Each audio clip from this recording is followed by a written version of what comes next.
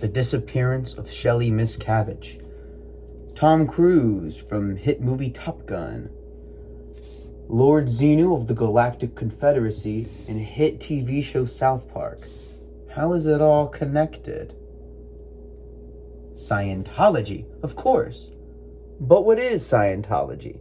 Well, I kind of went down a rabbit hole when learning about Scientology. And we'll get there. Just give me a couple minutes. But let's start off with the official definition of Scientology from the website. The Scientology website, that is.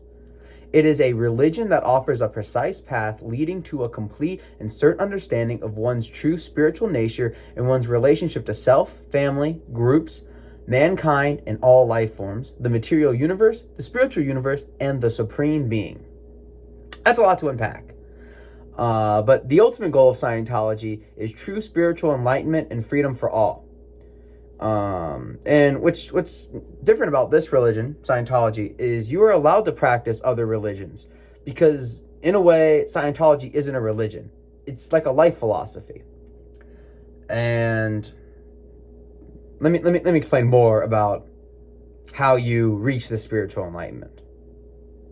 So, before I get that, let's talk about L. Ron Hubbard, the creator of Scientology.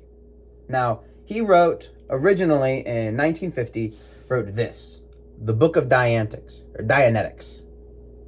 That's like his philosophy on how everyone's mental and physical health problems are caused by, and how to fix them. And that book sold well, but not well enough. He lost the rights to the book and needed money to pay for it, to own the book. So he took his ideas and kind of made a church of it. The Church of Scientology, if you will.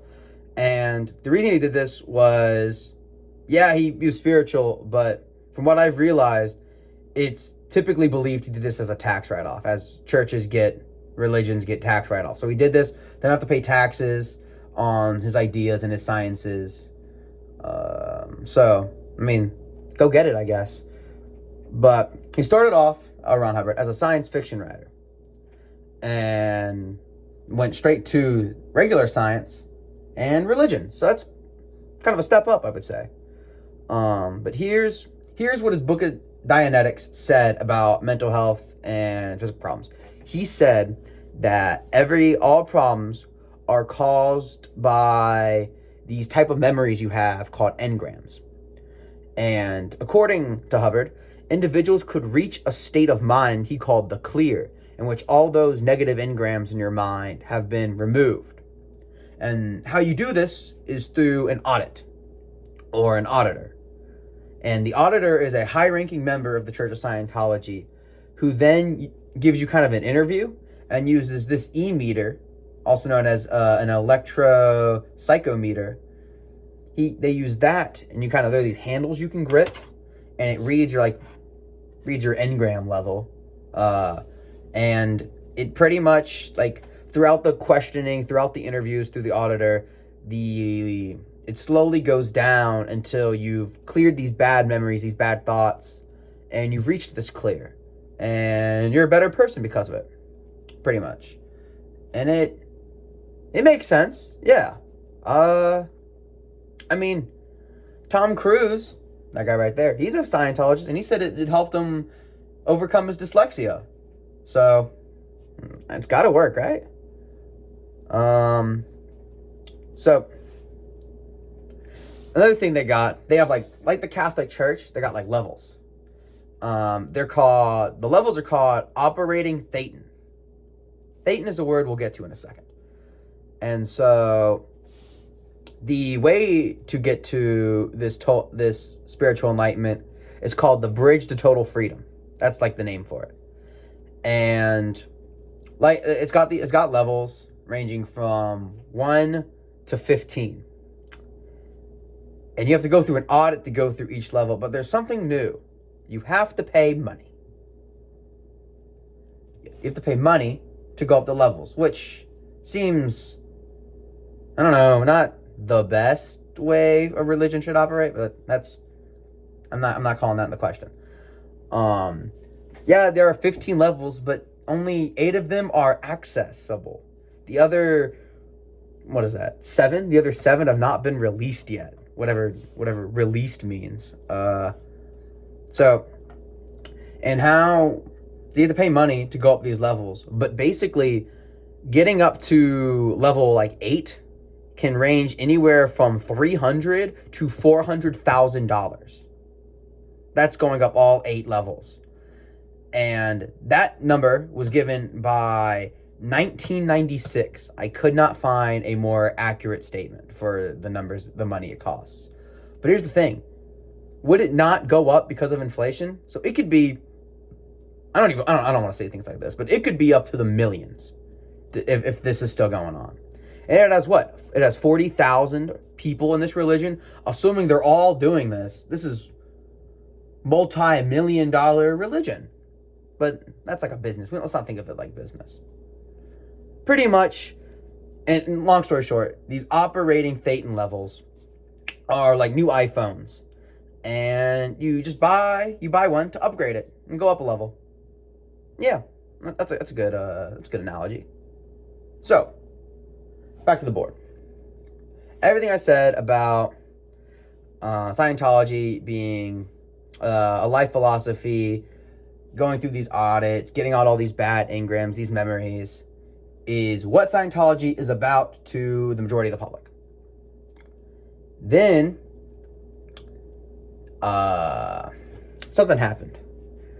So there's actually a secret meaning and the secret reason of Scientology. All right? And only the upper levels of Scientologists knew this. This secret was in their Advanced Technologies Division, which is a strange thing to have as a religion. But creators of South Park, that's why they're on here, they're important to this, they discovered this secret and they made an entire episode about it, making it pretty much public knowledge. And here it is. And I do want to be noted before I say this, I am reading it, and it is 100% true. All right. The evil Lord Xenu of the Galactic Confederacy brought billions of his people to Earth in DC-8-like spacecrafts. Now, he did this about 75 million years ago, and he stacked all of his people inside of volcanoes and then killed them with hydrogen bombs. Now, his people he brought have immortal spirits called Thetans. And these Thetans found the ancient humans living at the time, and inherited their bodies and kind of like got into them.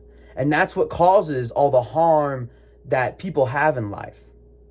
And the Thetans that are inside of us have forgotten their true nature and are trapped on Earth in a human body. And they believe that the Thetans have lived numerous past lives on Earth and other planets. And that through these audits and the removal of engrams, it helps the Thetans that are inside of us almost move on. That's a lot to take in.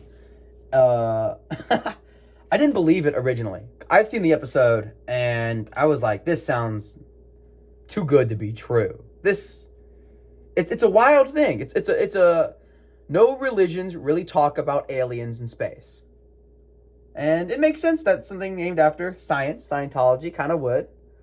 But you know, it's a wild thing for L. Ron Hubbard to have discovered.